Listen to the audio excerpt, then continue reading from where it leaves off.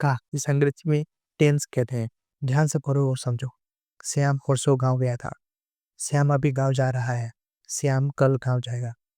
ऊपर के पहले वाक्य से पता चलता है कि काम का समय समाप्त हो चुका है। अंततः यह भूतकाल की क्रिया हुई। दूसरे वाक्य से ज्ञात होता है कि काम अभी वर्तमान समय में हो रहा है। अंततः यह वर्तमान काल हुआ। तीसरे वाक्य से मालूम होता है कि आने वाले समय में काम होने वाला है। अंततः यह भविष्यत काल है। इस प्रकार की क्रिया जाना के 3 रूपों से 3 कालों का पता चलता है। गया था से बीते हुए समय का, जा रहा है से वर्तमान समय का और जाएगा से आने वाले समय का। काल किसे कहते हैं? चलिए समझते हैं। काल का अर्थ समय होता है। क्रिया के जिस रूप में उसके कार्य के समय का ज्ञान होता है उसे काल कहते हैं। काल के कितने भेद हैं उसे देखते हैं।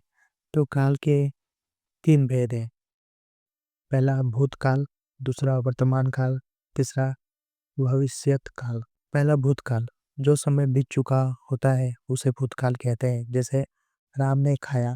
दूसरा वर्तमान काल, क्रिया के जिस रूप से यह मालूम हो कि काम अभी हो रहा है उसे वर्तमान काल कहते हैं, जिसे राम खाता है। तीसरा भविष्यत काल, क्रिया के जिस रूप से यह पता चले कि काम आने वाले समय में होगा उसे भविष्यत काल कहते हैं, जैसे मोहन जाएगा।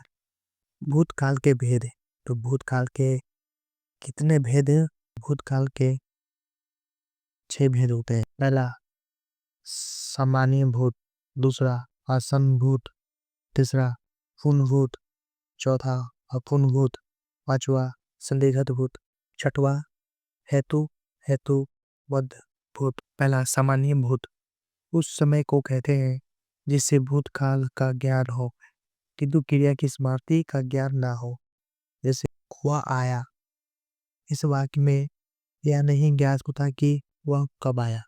दूसरा हास्यन भूत, उसे कहते हैं जिससे यह जाना जाए कि कार्य का आरंभ भूतकाल में हुआ और समाप्त भी हुआ, जैसे स्वर्ण आया है। तीसरा पूर्ण भूत, क्रिया के जिस रूप से मालूम हो कि कार्य बहुत पहले समाप्त हो चुका है उसे पूर्ण भूत काल कहते हैं, जैसे कृष्ण ने भोजन किया था। चौथा अपूर्ण भूत, क्रिया के जिस रूप से मालूम हो कि कार्य भूतकाल से प्रारंभ हो चुका था किंतु उसकी समाप्ति का पता नहीं है उसे अपूर्ण भूतकाल कहते हैं, जैसे राम आ रहा था। पांचवा संदिग्ध भूत, उसे कहते हैं जिसमें काम भूतकाल में तो हुआ हो किंतु काम पूरा होने में संदेह हो, जैसे श्याम आया होगा। छठा हेतु हेतु मध्य भूत, क्रिया के जिस रूप से यह मालूम हो कि कार्य का भूतकाल में होना तो संभव था किंतु किसी कारण से वह पूरा नहीं हुआ उसे हेतु हेतु मध्य भूत कहते हैं, जैसे वह आता तो मैं उसके साथ जाता। वर्तमान काल के भेद। तो वर्तमान काल के कितने भेद हैं? वर्तमान काल के 3 भेद हैं।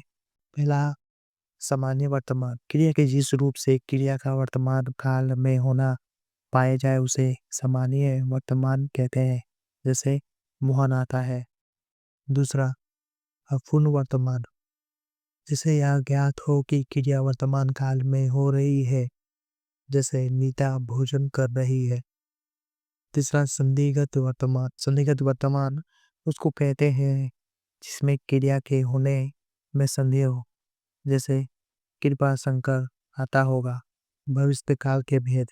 तो भविष्य काल के 2 भेद होते हैं। पहला सामान्य भविष्यत, दूसरा संभाव्य भविष्यत। पहला सामान्य भविष्यत, तो क्रिया के जिस रूप से यह विदित हो कि आने वाले समय में काम होगा, जैसे सीता पड़ेगी। दूसरा संभाव्य भविष्यत, क्रिया के जिस रूप से काम के भविष्यत काल में होने की संभावना हो, जैसे तुम वहाँ जाओ तो मैं भोजन करूँ।